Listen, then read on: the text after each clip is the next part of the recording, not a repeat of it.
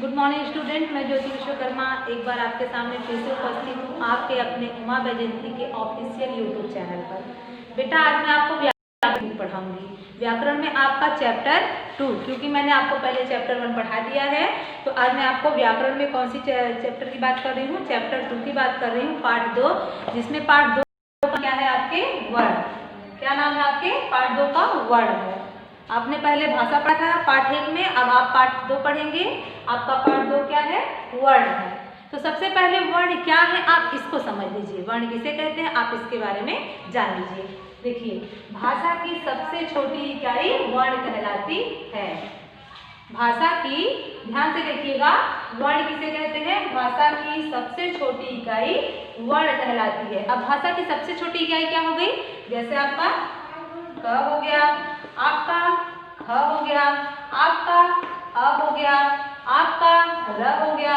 ये जितने भी हैं, मतलब यही नहीं, जो स्वर से लेकर व्यंजन तक, स्वर में और व्यंजन में जितने भी वर्ण आते हैं सारे आपके क्या कहलाएंगे? वर्ण कहलाएंगे। जब तक ये अकेले हैं तब तक आपके क्या है? ये वर्ण हैं। जब तक ये एक दूसरे से जुड़े नहीं हैं तब तक ये आपके क्या कहलाएंगे? वर्ण कहलाएंगे। तो सीधे सीधे आप कह सकते हैं भाषा के सबसे छोटी इकाई को क्या कहते हैं? वर्ण कहते हैं। और वो छोटी इकाई कौन सी है? जैसे आपका क हो गया, आपका ख हो गया, आपका अ हो गया, आपका प हो गया। ठीक, यहाँ तक आपने समझ लिया। उसके बाद अब सवाल ये उठता है कि वर्ण के कितने प्रकार होते हैं, इसके कितने भेद होते हैं। जैसे भाषा के रूप होते हैं 2, लिखित और मौखिक, वैसे ही वर्ण के भी भेद होते हैं। कौन कौन से? वर्ण के 2 भेद होते हैं, स्वर और व्यंजन। स्वर और व्यंजन के बारे में आपने पहले भी पढ़ा है, आप बहुत अच्छे से जानते हैं स्वर के बारे में और व्यंजन के बारे में भी। तो उसी स्वर और व्यंजन की बात यहाँ पे की गई है। वर्ण के 2 भेद होते हैं, वही दोनों भेद कौन से हैं? स्वर और व्यंजन। स्वर कितने होते हैं? 11 होते हैं और व्यंजन कितने होते हैं? 33 होते हैं। स्वर की संख्या कितनी होती है? 11 होती है और व्यंजन की संख्या कितनी होती है? 33 होती है। ये मैं बहुत पहले से आपको बताते हुए आ रही हूँ, तो आपको बहुत अच्छे से पता भी है बेटा, आपको समझने में कोई समस्या नहीं होगी। और कहाँ, लेकिन होते कहाँ से कहाँ तक हैं? आपके स्वर 11 होते हैं, लेकिन कहाँ से कहाँ तक होते हैं? आ से आओ तक। ठीक, ये जो आपके स्वर हैं आ से अ तक अगर आप लिखेंगे और काउंट करेंगे, गिनेंगे, तो आपको कितने मिलेंगे? 11 मिलेंगे। अब आए व्यंजन की बात। व्यंजन 33 होते हैं, तो कहाँ से कहाँ तक होते हैं मैम? आप ये सोचेंगे मैम मुझे बताइए। तो व्यंजन क से हर तक आपको अगर आप पढ़ेंगे तो आपको व्यंजन की संख्या 33 होती है। कहाँ से कहाँ तक? क से ह तक। तो इतना आपको पता होना चाहिए। अगर आप क से लेकर के ह तक गिनना शुरू करेंगे तो आपको 33 ही मिलेगा, और आप अ से लेकर अ तक गिनेंगे तो आपको 11 मिलेगा। फिर आपकी हुई स्वर की बात। तो आप कहेंगे मैम अगर अ से अ तक स्वर हो गए तो बाकी अं और अह बचते हैं, ये क्या है? तो मैं कहूंगी जो अं और अह है ये आपका क्या है? अयोगवाह। क्या है ये आपका? अयोगवाह है। अब आप कहेंगे मैम क से लेकर के ह तक 33 है, तो आपके जो छत त्रन ज्ञ बचते हैं ये क्या है? छत त्रन ज्ञ है, ये क्या है? तो मैं कहूंगी बेटा ये आपका संयुक्त व्यंजन है। संयुक्त मतलब 2 व्यंजनों के मेल से बना हुआ है संयुक्त व्यंजन। कैसे अब बताती हूँ मैं आपको। ये आपके क्या है? संयुक्त व्यंजन है। ये 2 व्यंजनों के मेल से बना हुआ है। ठीक, आप कहेंगे मैम ये 2 व्यंजनों के मेल से कैसे बना हुआ है? मैं कहूंगी आप अगर क पढ़ते हैं तो क में क्या छिपा होता है? अ छिपा होता है, क्योंकि कोई भी व्यंजन बिना स्वर की सहायता से नहीं बोला जा सकता है।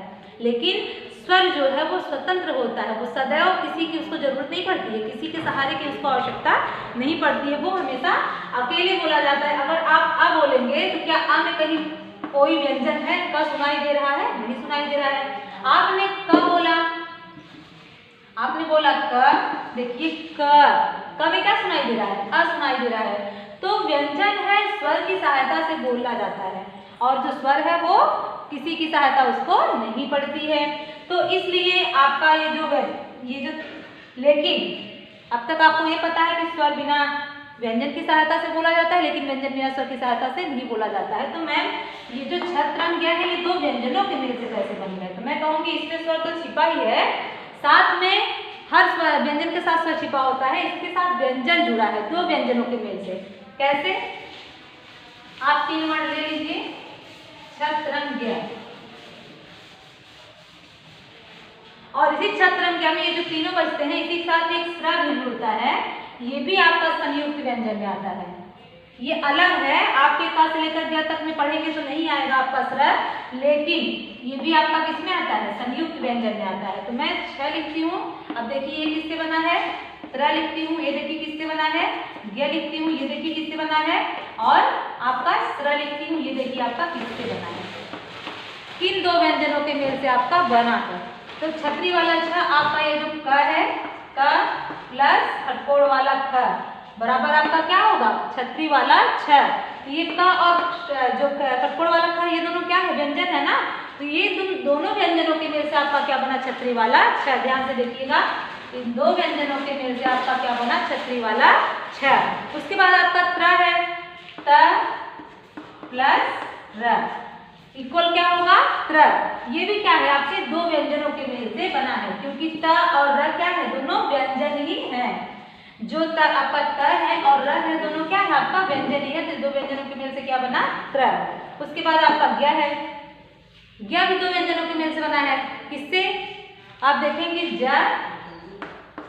प्लस ञ बराबर क्या होगा? ज्ञ। ये क्या है? दोनों ज भी आपका व्यंजन है और ञ भी आपका व्यंजन है। तो ये दो व्यंजनों को मिला करके प्लस को जोड़कर क्या बना? ये ज्ञ बना। अब आपका स्र है, बड़ा वाला श प्लस र बराबर क्या हो गया? स्र, क्योंकि श और र बराबर श्र, ज और ञ बराबर ज्ञ, त और र प्लस बराबर त्र, क और प्लस ख बराबर छतरी वाला छ। ये चारों जो है आपके क्या है? संयुक्त व्यंजन है।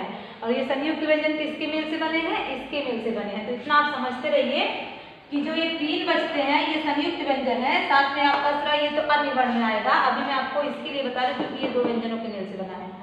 ये 3 वर्ण आपके अलग से आते हैं। एक आपका स्र हो गया, एक आपका डमरू वाला ड जो है उसी के जैसा दिखाई देता है, नीचे बिंदी रहती है। जैसे लड़का आप लिखते हैं तो लड़का नहीं लिखते हैं, लड़का, इसके नीचे बिंदी लगा देंगे। पढ़ना आप लिखते हैं तो उसके नीचे ये बिंदी लगा देंगे। तो ये आपका क्या है? ये 3 क्या है? अन्य वर्ण है। क्या है ये? अन्य वर्ण। तो इतना आप समझते रहिए, ये आपके संयुक्त व्यंजन है,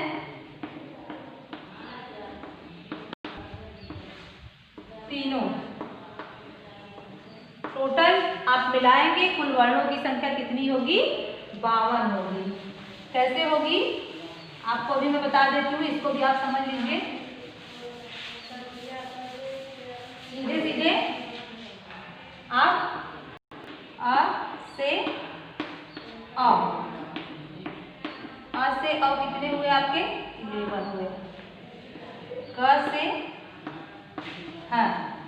कितने हुए आपके? 33 हुए। उसके बाद छठ, त्रंग, ज्ञ और श्र, ये आपके संयुक्त व्यंजन है ना। ये कितने हुए? 4 हुए। ठीक, सॉरी, संयुक्त व्यंजन ये 3 हुए। अभी एक और संयुक्त व्यंजन, लेकिन वो किसमें आएगा? अन्य वर्ण में आएगा। अन्य वर्ण आपके कितने हुए? स्र, ळ और ढ। ये कितने हुए? 3 हुए। और आपके अयोगवा में 2 बचते हैं, अंग और अहर। अंग और अहर, ये आपके कितने हुए? 2 हुए। जरा इसको आप काउंट करिए, देखिए कितना आता है। 3 1 4, 4 4 8, 8 3 11। ध्यान से आप लोग देखिएगा बेटा। आज से और तक कितने होते हैं? 11 वर्ण आपके ये हो गए। क से ह तक कितने हो गए? 33 हो गए। फिर उसके बाद छत्रंग आपके 3 वर्ण ये हो गए। उसके बाद त्र, ड़ और ढ आपके कितने हो गए? 3 वर्ण ये हो गए। और आपके ये कितने हो गए? 2 हो गए। ठीक, 3 3 6, 6 2 8, 8 4 12, 12 की 2। उसके बाद 3 1 4 5। तो टोटल वर्ण कितने हुए? आप इन सभी को जोड़ डालेंगे तो आपके कितने आएंगे? 52। टोटल वर्ण की संख्या कितनी हो गई? 52 हो गई। समझ में आया? ये आपके स्वर हैं और ये आपका व्यंजन है, ये आपका संयुक्त व्यंजन है और ये आपका अन्य वर्ण है और ये आपका अयोगवाह है। ठीक, इतने जितने भी आप यहाँ पे देख रहे हैं, ये आपके टोटल वर्णों की संख्या 52 हुई। तो सीधे सीधे आपको बस इतना ही पढ़ना है कि भाषा की सबसे छोटी इकाई क्या कहलाती है? वर्ण कहलाती है। और वर्ण के दो प्रकार होते हैं, कौन कौन से? स्वर और व्यंजन, जिसमें स्वर की संख्या कितनी होती है? 11 होती है और व्यंजन की संख्या कितनी होती है? 33 होती है। स्वर की कोई मात्रा नहीं होती है और व्यंजन की स्वर की मात्रा होती है, लेकिन स्वर बिना किसी की सहायता के बोला जाता है। स्वरों की मात्राएं होती हैं और व्यंजन की मात्रा नहीं होती है, लेकिन स्वर बिना व्यंजन की सहायता से बोला जा सकता है और व्यंजन बिना स्वर की सहायता से नहीं बोला जा सकता है। अस्वर की कोई मात्रा नहीं होती है। बस इतना ही है। उसके बाद आप यहाँ पे अपने बुक में देखेंगे, एक बार ध्यान से देखिए। बोलना है, मौखिक भाषा में आपको आंसर देना है, केवल सुनना है और बताना है। देखिए, पहला है स्वरों की संख्या कितनी होती है? मैंने कितना बताया? स्वर की संख्या 11 होती है। उसके बाद दूसरा क्वेश्चन है, व्यंजन किसकी सहायता से बोले जाते हैं? मैंने पहले ही बताया, व्यंजन स्वर की सहायता से बोले जाते हैं। उसके बाद अगला क्वेश्चन है, व्यंजनों की संख्या कितनी होती है? व्यंजनों की संख्या 33 होती है। यहाँ पे देखो मैंने लिखा है। उसके बाद आपका है संयुक्त अक्षर कौन कौन से हैं? अभी मैंने आपको बताया, छ, त्र, ज्ञ और स्र, ये क्या है? आपके संयुक्त व्यंजन है। ठीक, इतना आपको पता चल गया। उसके बाद आपका लिखित क्वेश्चन है, नीचे दिए गए प्रश्नों के उत्तर दीजिए। आप इसको समझ लीजिए, ग्रुप में मैं इसको फिल करके सेंड करूंगी और जिसको समझ में आ रहा है वो अपने आप करके भेजेंगे तो मुझे और भी अच्छा लगेगा। देखिए, वर्ण किसे कहते हैं? तो मैंने क्या लिखा था? भाषा की सबसे छोटी इकाई क्या कहलाती है? वर्ण कहलाती है। दूसरा क्वेश्चन है, मात्रा किसे कहते हैं? दूसरा क्वेश्चन आपका क्या है? मात्रा किसे कहते हैं? किसे कहते हैं मात्रा? स्वर, जो स्वर जिसे बोलने में मतलब जिन स्वरों का प्रयोग हम वर्णों को लिखने में करते हैं उसे क्या कहते हैं? मात्राएं कहते हैं। ठीक, उसके बाद आपका ये देखिए, ये आपको ढूंढ करके अपने मन से अच्छे से लिखना है। रूबी के, और ये जो आपका रूबी के सारे स्वरों को गलत क्रम में लिखा गया है, वह उसे सही क्रम में लगाना चाहती है, उसकी मदद कीजिए। अब देखिए, यहाँ पे आपका दिया गया है, इसको आप सही क्रम में आ ई क्रम वाइज से लिखेंगे। इस जो खाली स्थान है इसमें भरेंगे। ठीक, उसके बाद आपकी बुक में बेटा बहुत कुछ नहीं है, आपका ये चैप्टर खत्म हो चुका है। ये देखिए क्वेश्चन 4 है, दिए गए व्यंजनों को क्रम से पूरा कीजिए। इसको आप देखिए क्रम से, क ख ग घ अंग च छ ज झ इया, आपको यही क्रम से लिखना है। क से लेकर अंग, च से लेकर इया, सारी लाइनें दी गई है, बस आपको यही भरना है। उसके बाद आपका है, नीचे दिए गए अधूरे शब्दों को स्वर या व्यंजन को जोड़कर पूरा कीजिए। ये जो अधूरा शब्द है इसको जोड़कर पूरा करना। जैसे अनार है तो यहाँ पे आप क्या लिखेंगे? लाल। अब यहाँ पे केला लिख देंगे, क लिखेंगे तो केला हो जाएगा, म लिखेंगे तो मछली हो जाएगा, ग लिखेंगे तो गणेश हो जाएगा। ऐसे किसी वर्ण को ढूंढ कर लाइए जिसका कोई मतलब निकलता हो और इसको क्या करिए? पूरा करिए। उसके बाद आपका है, एक शब्द में उत्तर दीजिए। भाषा की सबसे छोटी इकाई कौन सी है? वर्ण। उसके बाद दूसरा क्वेश्चन है, वर्ण कितने प्रकार के होते हैं? वर्ण कितने प्रकार के होते हैं? वर्ण 2 प्रकार के होते हैं, स्वर और व्यंजन। उसके बाद आपका है, क और ख के मेल से क्या बनता है? तो मैंने यहाँ पे लिखा था छतरी वाला छ, क प्लस पूर्ण वाला ख बराबर छतरी वाला छ। ठीक, उसके बाद आप संयुक्त अक्षर से शब्द बनाइए। यहाँ पे देखिए दिया गया है, इसको बॉक्स में यहाँ पे ये भी भरना है। आपके दिमाग की बात है, देखते हैं कौन कितना पढ़ने में तेज है। इसके लिए यहाँ पे दिया गया है तो आप इसको स्वयं करेंगे। नहीं आ रहा है तो हम तो हैं ही। देखिए यहाँ पे ज और इ को मिलाकर ग बना, इससे आपको एक शब्द बनाने हैं। अब इधर देखिए, नीचे दिए गए कुछ चित्र हैं, उनको पहचान कर खाली स्थान भरना है। जैसे का है बूतर, कबूतर, इसलिए ब भरेंगे तब जाकर ये कबूतर होगा। चित्र दिया गया है, आसानी से आप समझ के लिख सकते हैं। पौधा, हिरण, कुटिया, कछुआ, मछली, खरगोश, घंटी। बस ये इतना आपको करना था। स्वर और व्यंजन की सहायता से नए नए शब्दों को आप घर पर बैठ करके बनाइए और अपनी पढ़ाई पूरी कीजिए। और साथ ही साथ जो भी आपको पढ़ाया जाता है बेटा उसको आप अच्छे से पढ़िए और होमवर्क जो दिया जाता है उसको अच्छे से करके ग्रुप में सेंड करिए और खूब पढ़िए मन लगाकर। तब तक के लिए अगले चैप्टर में फिर से मिलेंगे। बाय।